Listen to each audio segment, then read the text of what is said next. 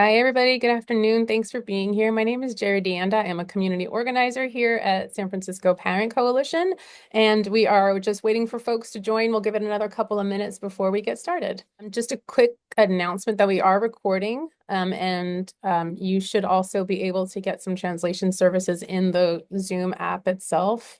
If you go down to more, the menu for more, if you see that, there's an option for interpretation.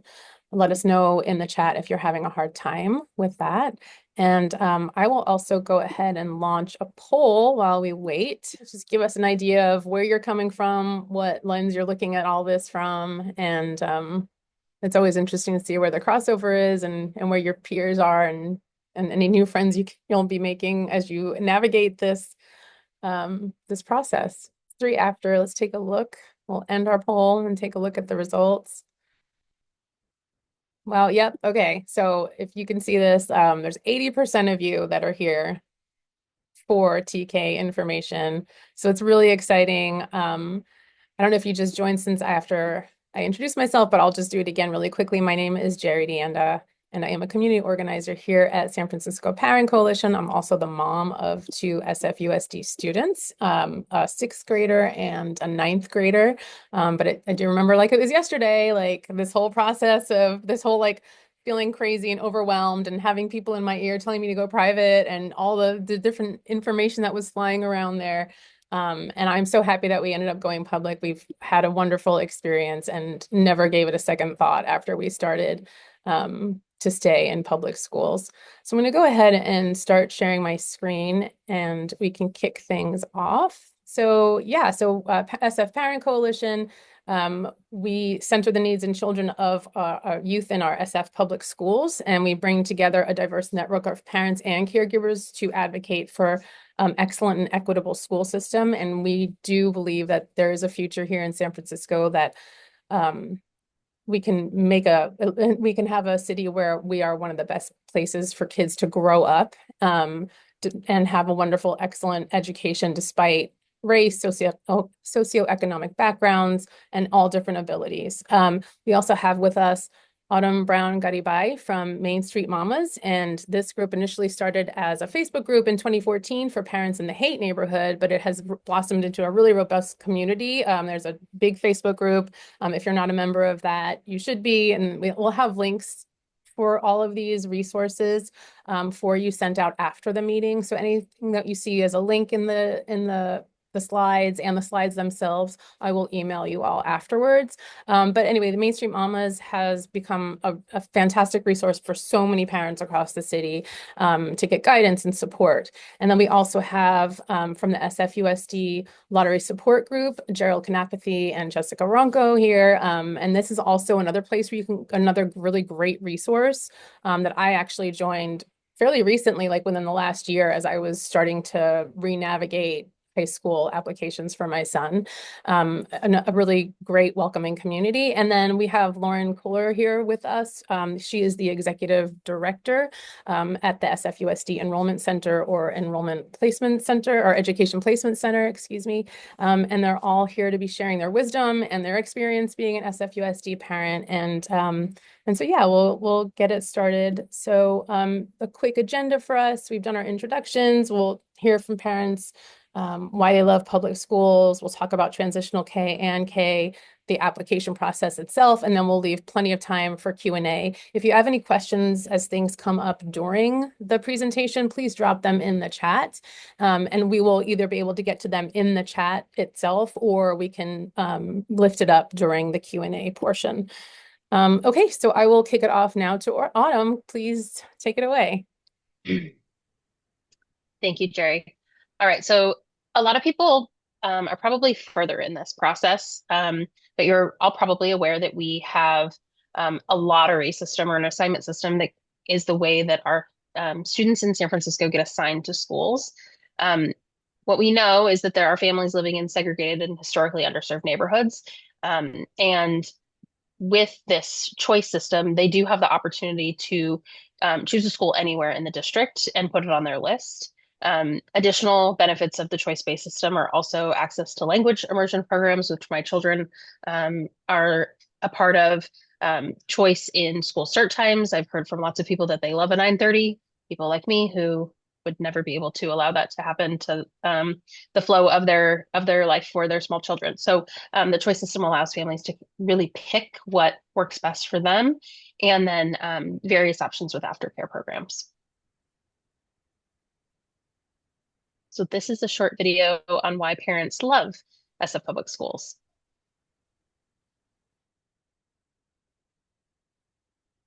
One of the big draws for myself personally is the diversity that the public schools offer, not only in students and teachers, but also in content. She gets to do dance, she gets to do music. It was really important for us to send her to a public school here in San Francisco, just so that she was in a school community that looked like the rest of the city. And public schools to us were a representation of that. We get to play, get to learn. If we have like a little cuts, we get band-aids. I really like my AP English class because we get the chance to do a lot of big group and class discussions. Everyone's so nice to each other, and it's like a big sense of community. The subjects can be different, but like you get to do like this project, you get to collaborate with other people, and you get to meet new people. We play a lot and we do fun art projects. It helps us have friends that also live in the neighborhood and come from many different walks of life and be a part of a very diverse community. We've just been so impressed by how much the teachers really care about the students and really feeling like they're part of the neighborhood, part of a larger San Francisco community right inside our school. So that's been something that's been really special and amazing for us.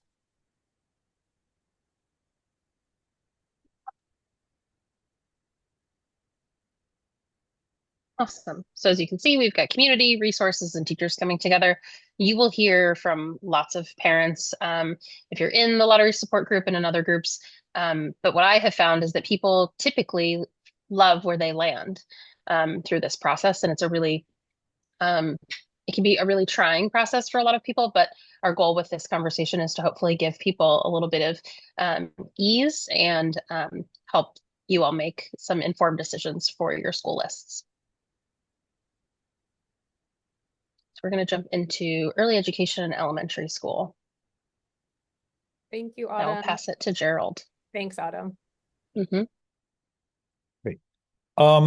Yeah, so transitional kindergarten and kindergarten. So these are the two sort of entry grades into the San Francisco school districts, and neither of them is strictly required by the state, but most people will do this. Both of these are part of the elementary system.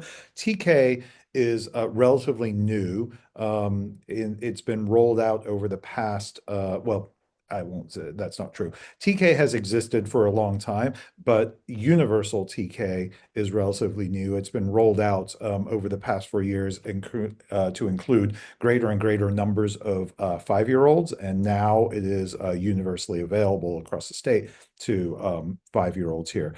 So depending on the age of your child, you would normally either be applying for TK or for kindergarten. SFUSD is usually fairly strict about these dates and cutoffs. So, you know, I've heard of exceptions being made for various reasons, but in general, you should expect that, you know, you don't get to decide that you're going to redshirt a kid and like enroll them into a lower grade or something like that. Generally, you're going or push them and accelerate them. They're fairly strict, and they're going to typically to make you go through according to the dates they're given here. And you can check these dates on the website, although I did note yesterday that there may have been some inconsistencies in one of those where it wasn't updated from last year. But what we have on here is accurate. Basically, you know, if you turn 5 after September 2nd, you enroll in TK. If you turn well, that's confusing, but if you turn 5, if you're a year older than that, if you turn 5 September 2nd, next year you turn 6 this year, then you'll be enrolling in kindergarten basically. This September. Right. Great. Let's talk transitional kindergarten, right? As I say, TK is now the entry grade to elementary school. There have been recent changes in the enrollment rules to reflect that. It used to be because TK was only available to certain students, depending on their age, like is about like, I think 2, 3 months worth. So a quarter of the kids were eligible. It wasn't treated as the entry grade. Now it's treated as the entry grade, which means that when you are in TK in a given school or at a given program, you may automatically progress to to the kindergarten that next year in that same program, assuming that you are in a TK where that actually does exist. And also assuming that you want to. There are still differences between TKs and Ks. Like, for example, not all programs have a corresponding TK. For example, some language programs don't, and some school sites actually do not. Students who are so there are some people who are in TK who may want to apply to a different program, and then there are some students in TK who must apply to a different program, right? There are some TK, there's some, just as there are some elementary schools without TKs, there are some TKs that do not have corresponding elementary schools where they will automatically progress. And those include students at a standalone early education school. There are a couple of those. One's an example, like Argonne, Tullyelt Park, for example, or a couple of those. Again, TK students at Mission Education Center. Similarly, because the K5 and the TK are even though they're at the same site, are not strictly the same pathway. And as I said in the last case, the ones who want to switch to a program, for example, not all of, well, in fact, I don't think all, most, well, I won't say most or whatever, but not all of the language programs have a corresponding TK. So if you're interested in that, you will need to apply to enter in kindergarten. All right, we talked about eligibility here. There are two ways earlier we talked about the eligibility based on the student's age. So if they turn 5 this year after September 1st, then peak TK, otherwise, and if they're older than that, kindergarten. This, you can also do it by their birthday, right? So for this year, this coming fall, or this coming August, September school year, depending on when your child was born, according to this chart, this is where they may apply to. We'll notice that there is an overlap between PK and TK. I know that sometimes people are a little bit unclear about how they're different because of the overlap there. I'll say, like, one thing is, like, TK is if anyone wants to go to TK, they can, right? Like, that is required, that any student in the state who is of eligible age can apply to a TK program. Pre-K is not necessarily the case. Pre-K is a different program, and it's been that's been run by the district for a while. It does start and does serve somewhat younger students, and also has more limited capacity. Should also note that it is not necessarily free, although it is available on a needs-based basis and subsidized to many, but it's also available on a tuition basis, which is not the case for a TK or kindergarten. So you can think about it, it's just a different program there. The other thing we'll note is that I said that TK has been rolling out. At this point, TKs are at almost every school in the district. I don't know if there are sites that are missing a TK right now, but it's a very small number. They've been rolled out. I believe that some people may have seen that new TK sites were announced even after the applications opened. At this point, I think Lauren can confirm this, but I will assume that all of the TKs that will be available next fall have been actually announced. And so anyone who may have sent in an application early and didn't consider, may want to take a look and just make sure that there isn't one like right next door to them or something like that that they might want to sign up for. But there are many of them. Again, not necessarily all the programs have corresponding TKs, so language programs and others, non GE programs may not necessarily have corresponding TKs at every site. But most, I think most, if not all, almost all the sites now have a corresponding TK or will have a TK this fall. So, and you'll find all this stuff on the SFUSD website. Thank you so much, Gerald. We appreciate that. Sure. I am going to kick it back over to Autumn to talk about what to look for when you're finding the right school or some things to consider. Absolutely. All right. So figuring out the right school for your child. I think it's really important to consider your child's interests and passions. Do they love to read? I think, like this is a great question, but, a lot of kindergartners are very joyful about their learning. A lot of TKers are joyful about their learning. And so, what does that look like for you? There is a really well done school finder that we will link here for you all, but this is really helpful for you to get a sense of all the schools that are around you. Obviously, this presentation is something that we're doing again. We did this earlier in the fall, so people were a little bit earlier in their process. But if you haven't begun this process, it's okay. You have plenty of time because applications are not due until the end of the month. Family routine, I think, is really, really critical. I provide tours at my children's school, and I always really recommend that people consider location and just the flow of their routine. A lot of people will choose a school like ours that's an early start time because there is limited traffic in the city at that hour of the morning. And so if they can't walk to the school of their choice, they choose an early start school so that they can get across the city quickly. And so that's something that families find, or families find the reverse, and that they have a later start time for their family, and so they move closer to a later start time, like a 9:30 school. So consider those things, and consider doing that for the next 7 years of your life if you're starting TK. Now, defining your needs and identifying schools is the criteria, but then you can also visit schools. So there are a number of schools that still have tours. If you have not been able to tour a school, the Lottery Support Group is a great place to sort of raise your hand and say, hey, has anybody heard of this school? I didn't get to tour. I'd love to chat with some families. So if you need any of that kind of assistance, that's something that we can definitely help with. And then creating your list. So prioritize those schools on your list. We say aim for a minimum of 5 schools, but I really recommend that people put as their top 5, and then really use that proximity location around their home to determine the rest of their list.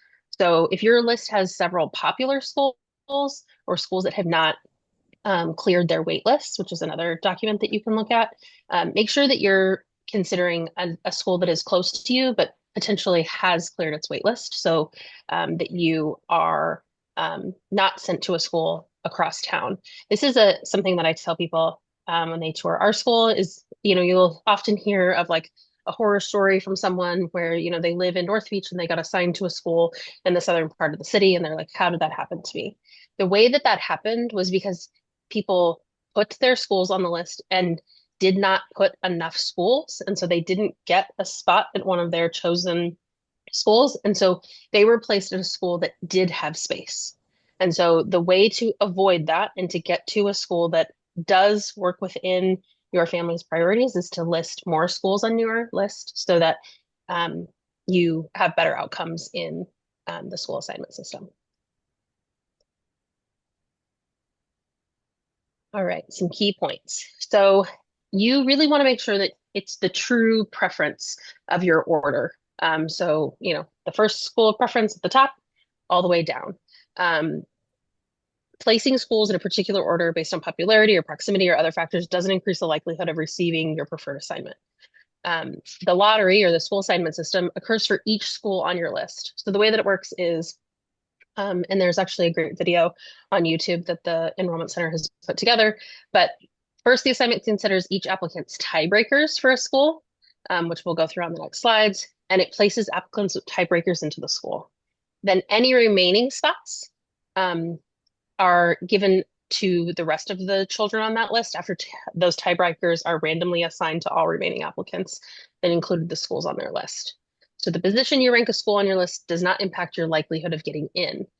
You're assigned to the highest ranked school on your list where you got or won a spot. So for example, if you secure spots at the schools you listed as 3, 5, 9, and 12, you'll be assigned to school 3 as it's the highest on your list. So that is a really important example for people to conceptualize as they're understanding how the process works. All right, tiebreakers. Thanks, Autumn. Gerald, I think we're kicking it back over to you. Sorry, I lost my window here. I gotta get back. Okay.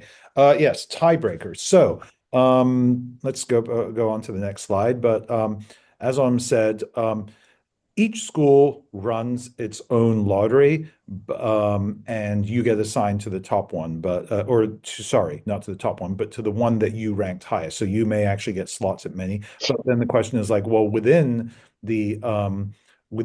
each lottery, what determined how likely you are? Now, we call it a lottery. And so it makes it sound like a random draw, and it is a little bit of a random draw, but it's actually a ranked random draw. What tiebreakers are they're used to group students and applicants according to into groups, and within those groups you're assigned. So very typically, almost as an example, almost every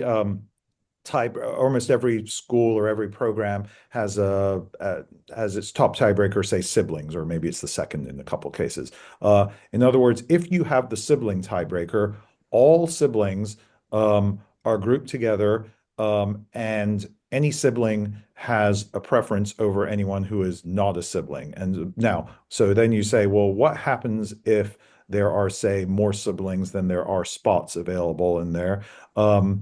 Then at that point, a lottery runs. Now, in reality, probably there are not more siblings than spots. So let's say a program has 44 seats. There are 20 siblings. They're all assigned those spots into that. Your next group of people may not be siblings. They might be, let's, for the sake of argument, say the next tiebreaker might be, do you live in the attendance area of the school? If you live in the attendance area of the school, let's say there are 60 people there, they will, but there's now only 24 seats remaining because 20 have gone away.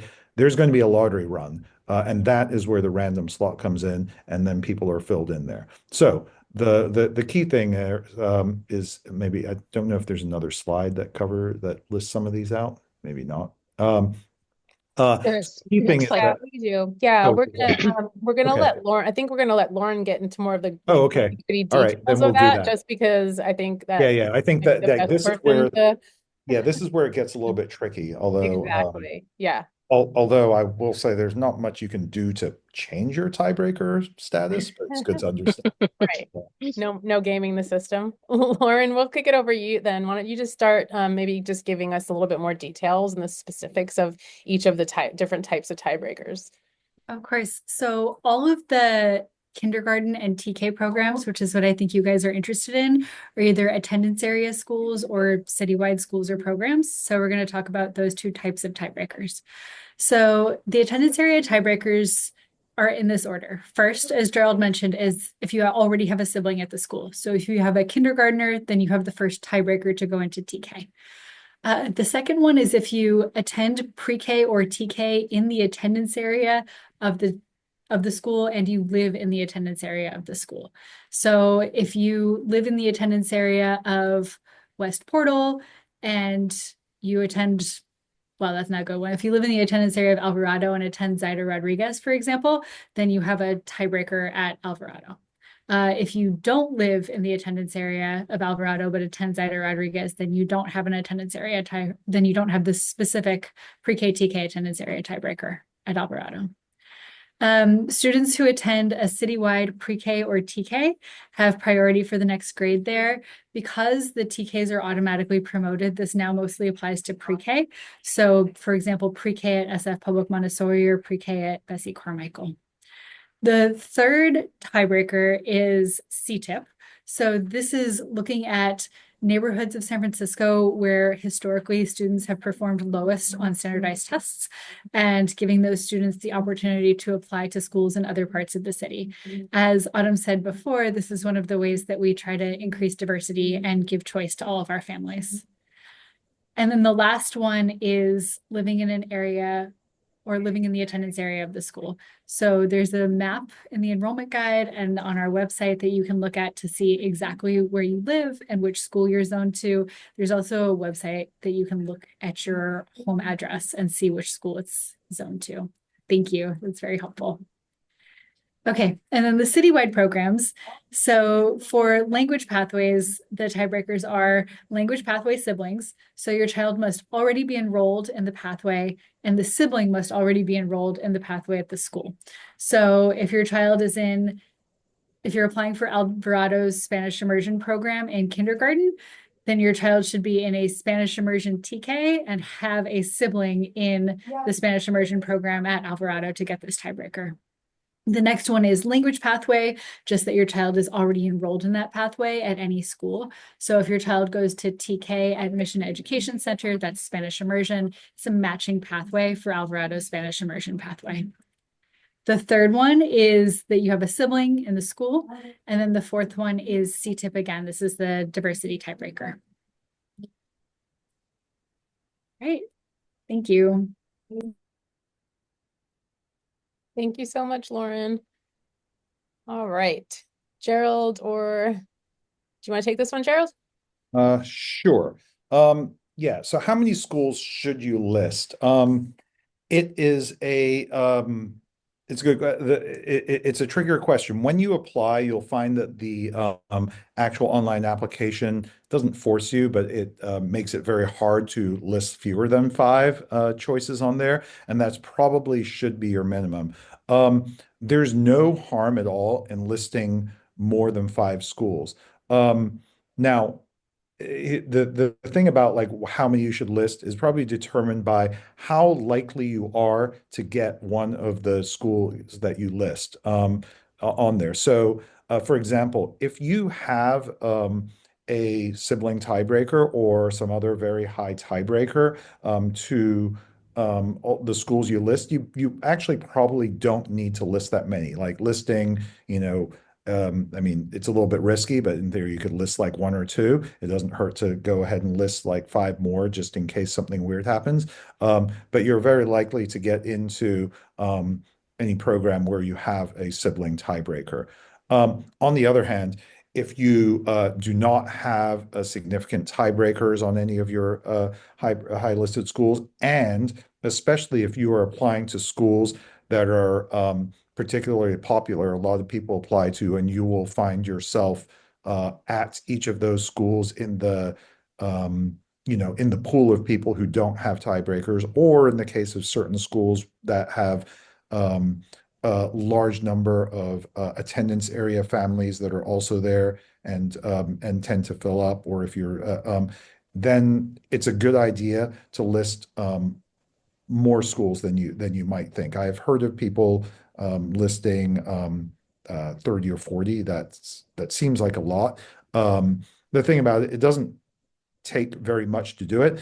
You don't have to necessarily give a lot of thought, like certainly give a lot of thought to the top a few things in your rank, but after that, you may just start listing things according to distance and start time and how you can go. That will at least make it less likely that you wind up getting an assignment like that is just logistically incompatible with you. So it varies a lot. 5 is probably the minimum, I would say.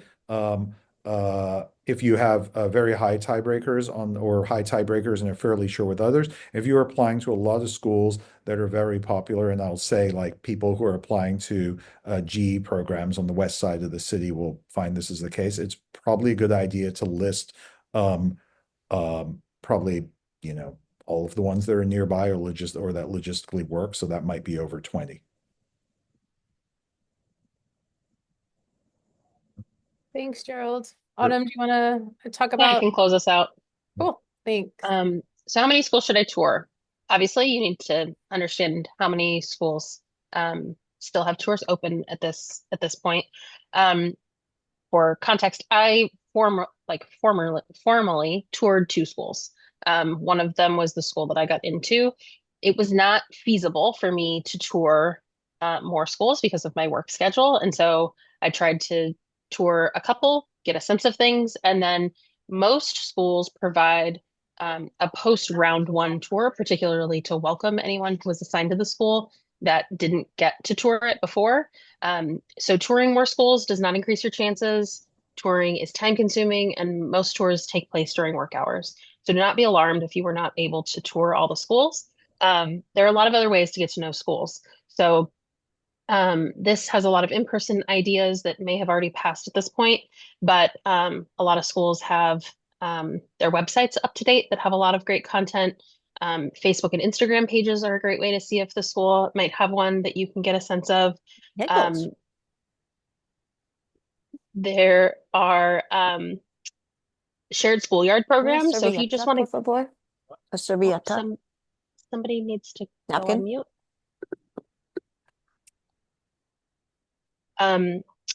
Shared schoolyard is a great way. So this is a link to see if that school might have their yard open on weekends. And then again, really lean on parents in these, both the Lottery Support Group and in Main Street Mamas, if you're in either of those, to find families who are a part of these communities already. The PTAs, if the school has a PTA, can also be a great way to get access. I've done a number of one-on-one tours for people who could not make it. I'm a PTA volunteer, and I know many of us are willing to connect with people and make sure that they find the school that works for their family.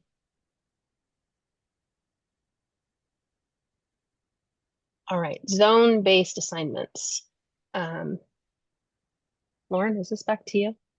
Feels in the weeds from the Enrollment Center, I think it might be. Yeah, no worries. Lauren, do you mind fielding these last couple of questions here?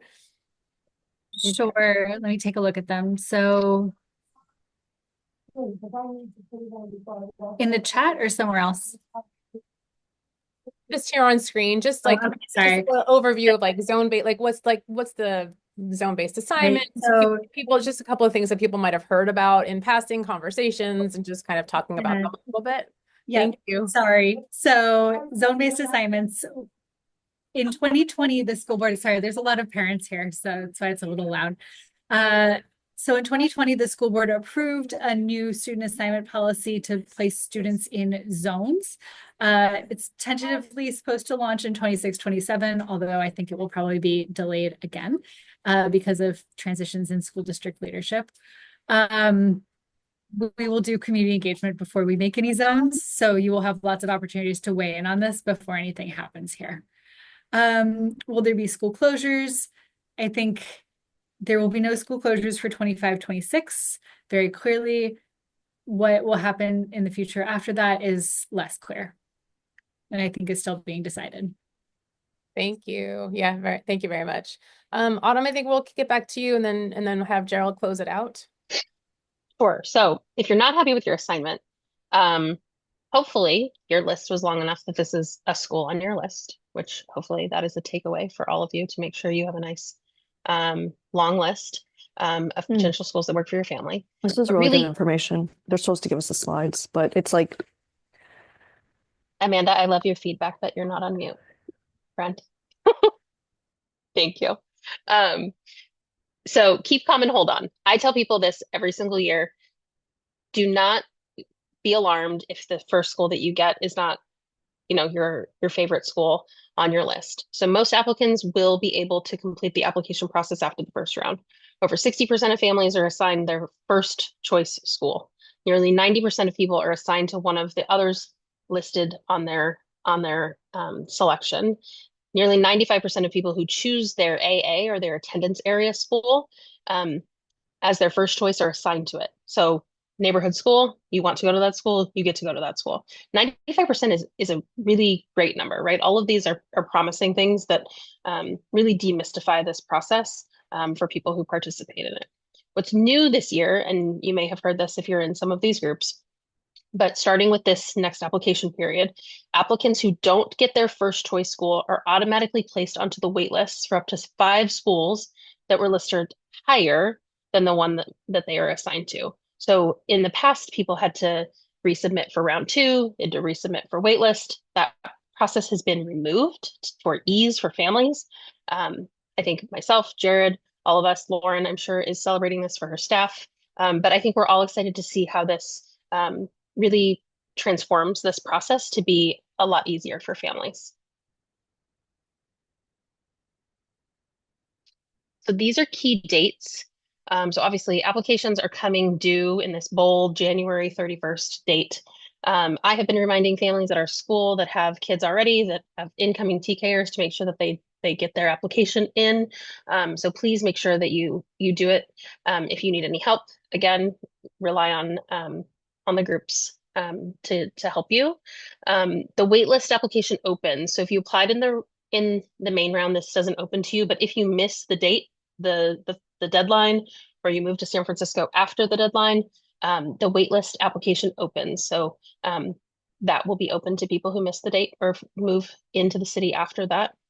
The week of March 17th, the main round assignment letters are mailed, and they are posted online to your parent view account. Again, the lottery group lights up like a Christmas tree as soon as those details start to become available. So join the group, and folks will share, literally the clicking pathway of how to find it in your parent view. Then March 27th is the last day to accept or decline your main round assignment. The reason that this is important is if you decline your main round assignment, let's say you get school 10 on your list and you decline, you may not get a school higher on your list after. And so we encourage people that if the school you are assigned to is something that you would actually send your child to, it's on your list, it's somewhere you would go, accept that, and you will remain in the wait list for those schools higher on your list. But we, as a general rule of thumb, do not encourage people to decline a school that they would send their children to. On April 21st, 2025, the first waitlist assignments will be sent that week. So again, this waitlist process is moving up considerably from years past. This is really exciting. Then those will go out on a rolling basis as space is available. And then open enrollment will begin. Then May 12th, this is some high school detail for May 12th and June 20th. And then on August 30th, all of the wait lists will end, and it will be the end of open enrollment. So this is kind of the process by which we will all participate in. Really make sure you don't miss that January 31st deadline, and then stay tuned for your round 1 assignment to come March 17th, or that week rather. Well, awesome. Thank you so much, Autumn. And Gerald, I'll give you the last slide to give us some key takeaways, just some high level takeaways for folks, and then we'll get into the Q&A portion. Yeah. So key takeaways, obviously you should apply if you're here. I think you're already going to do that. But make sure you do it. Things are much, you have much less choice if you don't apply in the main round, because most of those seats get assigned at that point. When you're applying, there's a lot of questions about strategy and things like that. List your schools in the main round in the order that you want them. It doesn't, if you like, there's no strategy around that. There's a little bit of a question about like on the wait lists, but in the main round you should make sure that if you want one school or like it better than another, then list that one school higher than the other, and that's it. That, like, worrying about your chances of getting in should not change that. Again, last thing is, as we've said, there is chance in this lottery, but most people are going to get, as I said, most main round applicants got their number 1 choice school even, and a very high number got into one of their top three. And as we said, like people who listed their assignment area school, like something like 95%, I think, got that. The and that is in the main round. There are others who would later get them in the wait list later. So those percentages are higher. I'll add one more thing to that, which is that even if you don't necessarily get a school that you think is, one of your top choices, when most people wind up going to school, they're happy with it. SFUSD generally has, good elementary schools and good elementary school teachers. And, when it's the kind of thing where when you're in the school, you think that there are things that you really value, but you discover things about the school that you're in that, you wind up really liking. And then finally, even through this round and this process, you're going to the wait list may feel a little bit stressful, because you'll go weeks without hearing anything because people aren't moving around or declining. More of those offers will happen sort of immediately after the first round when people decline and they've got things and the wait list first open, and then probably slowly, but then more very close to the start of school, when school actually starts, or we discover that people who applied and got slots didn't actually show up for the school and didn't tell us, and that's where most of that happens. So you will be informed and you'll see some of that. So the other part of it is a little bit of patience on that if you're looking to get a particular school off the wait list. Thank you so much, Gerald. So I'm going to go ahead and take us off. I'm going to stop screen sharing so that we can have a conversation and get to your questions and answer those. And this is super informal. So, raise your hand or just feel free to just take yourself off of mute and ask away. And we're happy to answer those. And if we can't answer anything in the moment, we'll take it away and make sure that we get it in a follow-up document to you. As I said, everything will be emailed out. Hi. Okay, you might have explained this, but can you clarify the difference between pre-K and TK?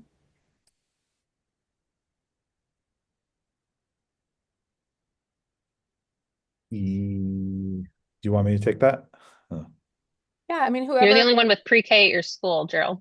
Okay, Right? fine. Yeah, so pre-K is so TK is basically the earlier grades of elementary at this point, right? Like this is part of used to be that kids would start school going into kindergarten. Now they start in TK. When they go to TK, they're at an elementary school. No, not necessarily, but they're running elementary school hours with these same holidays and administered by the elementary school. Pre-K is a little bit different. Pre-K was and is a program that's run by the school district separately, but is not part of the state's public education program. I guess it's run by the public school district, but it isn't necessarily part of that program. It has sort of a different application process, totally different, nothing to do with what we've talked about, different timelines. It has rolling admissions. It has a different sort of administration. And it is not necessarily free the way public schools are. It is subsidized to people on a needs basis, and is also available. Has slots available to people on a paid tuition basis as well. You can probably think of it as a subsidized, as the equivalent to a subsidized private pre-K program, except it's run by the school district. Is probably a way to consider it, think about it being different. So TK is part of the public school program. The PK is a pre-K program that happens to be run by the school district, but is structured and run more like, let's say, a private program. So it's a preschool, a pre-K. When you're saying pre-K, you're referring to a preschool. Is that That's correct? right. Yes, largely. Yeah. Okay, thanks. Yep. Awesome. Thank you. Did someone, I thought I saw someone else have a question. Do you want to take, yeah, go ahead, please. Sorry, I have another question. You, in one of the slides, it said 95% of people who apply within their assigned, I forgot. Attendance area. Yeah, okay. That's 95% of people get accepted within their attendance area. But the slides before that, you mentioned there was a change in 2026, something about zone. So is the 95% applied to the That's right. current? It applies to you this year. The assignment system, the district has long been attempting to modify and bring the assignment system into like another phase of changing it. That is not happening right now. And Lauren mentioned it's probably going to get delayed again because we've had a lot of change in leadership at the district level.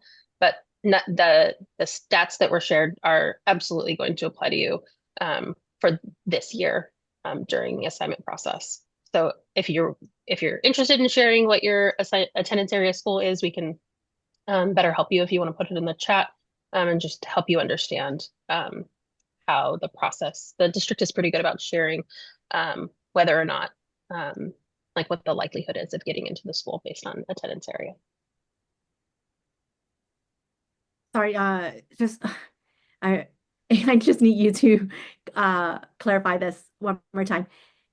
The 95% you refer that was referred in the slide is referring to the current kind of like lottery system.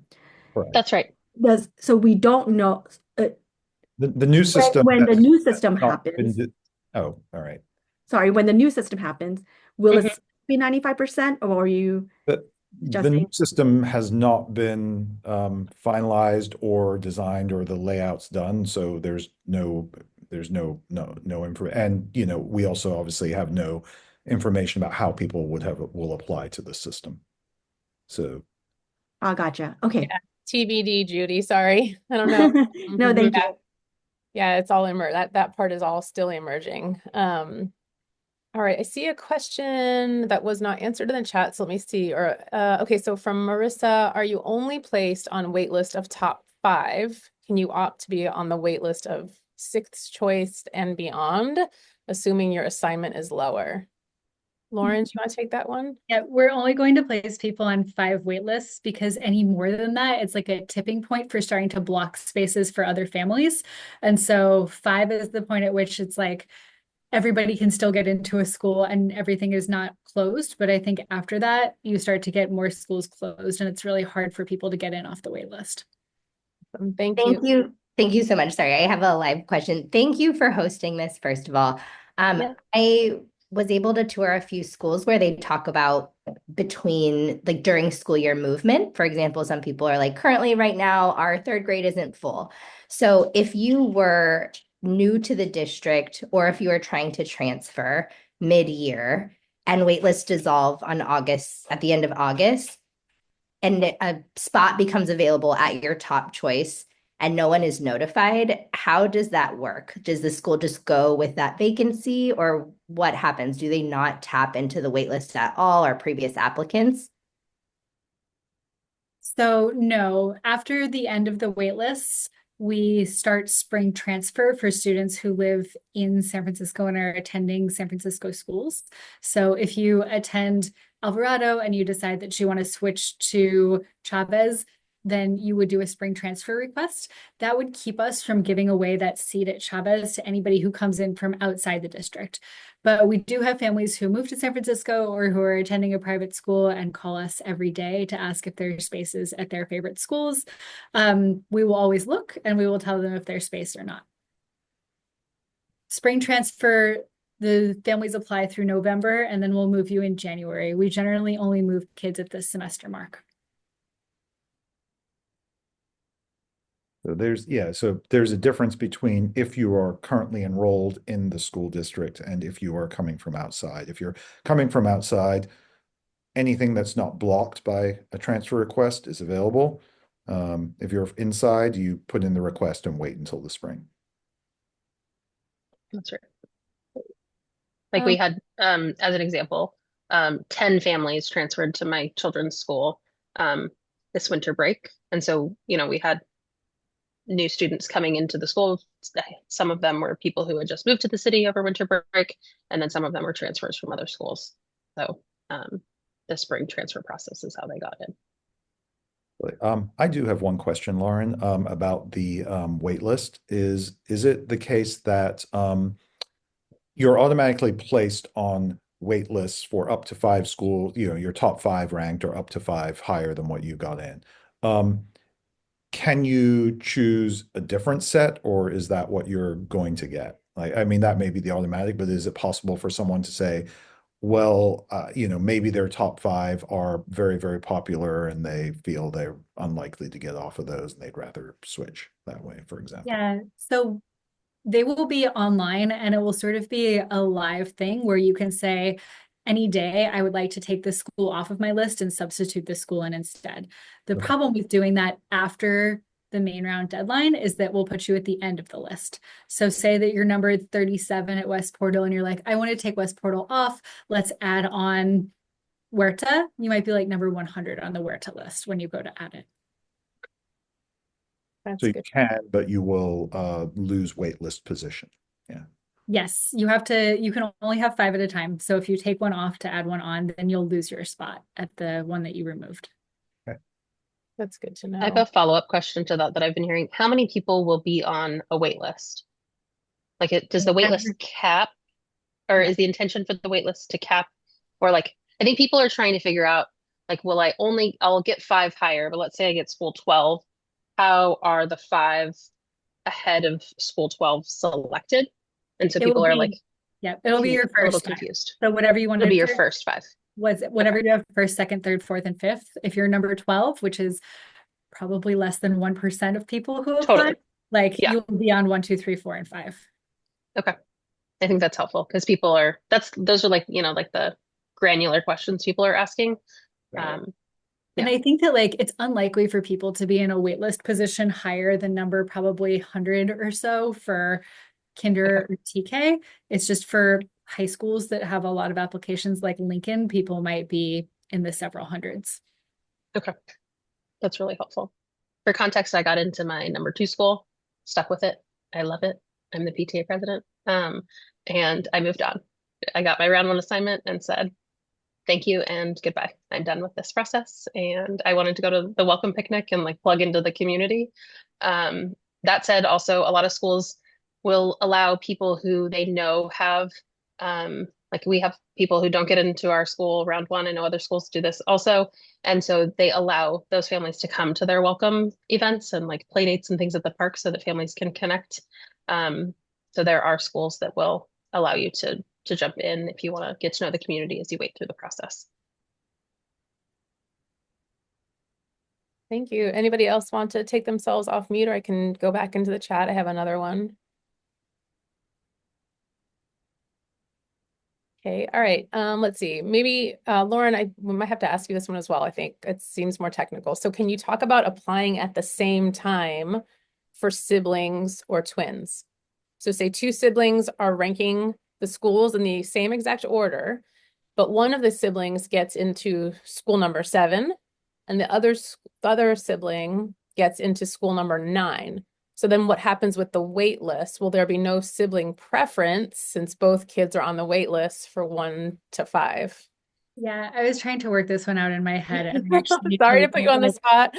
No, I need to look at the code that says who gets what. I think that once one of your kids is in a school, then the other child has sibling preference there if they're on that school's wait list.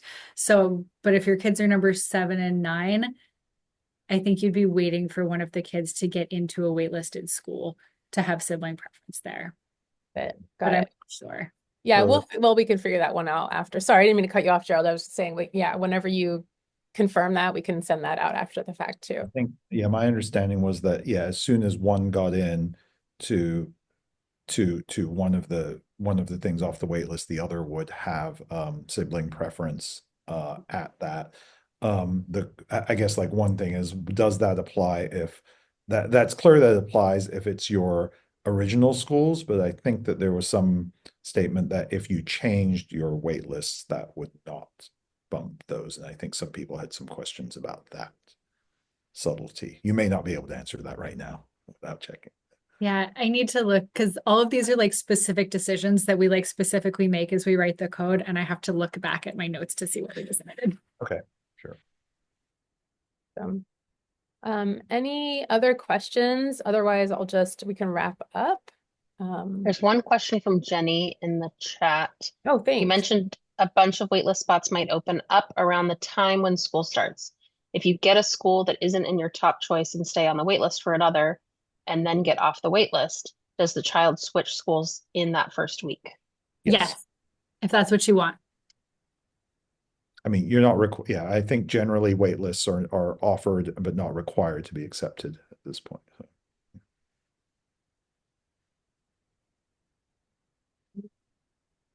Well, thank you again all so much for taking time out of your day. And I really appreciate you all being here. And special thanks to Gerald and Autumn and Lauren and my peers here at SF Parent Coalition for helping also field comments and participant tech troubleshooting. And Jessica Ronco, thank you also for being here and keeping an eye on the chat. If anyone has any follow-up questions, you can reach me at jerry@sfparents.org. Otherwise, like I said, we'll be sending out some resources, like the slides, any FAQ. I'll aggregate all the questions from our chat and put them in a document as well. Anything that we couldn't get to or answer today, like that question that Lauren just needs to go back and verify some stuff. We will have all of that out to you. Give me a few days to get it in, but so middle of next week, you'll have something from me on that. But in the meantime, if anything comes up, just feel free to reach out. And also have a couple of events coming up. So if you want to, we have a Parents Night Out, which is also a really, really fun event. We just get together and just have a fun time. We hear from all sorts of, it's just a networking event to just meet other parents in the district. It would be a great place for you to come and have some of those conversations to ask about specific schools that you have your eye on. And that is happening on February 20th. So we hope to see you there. Have a great day. Thank you again, everybody. Thank you and good luck.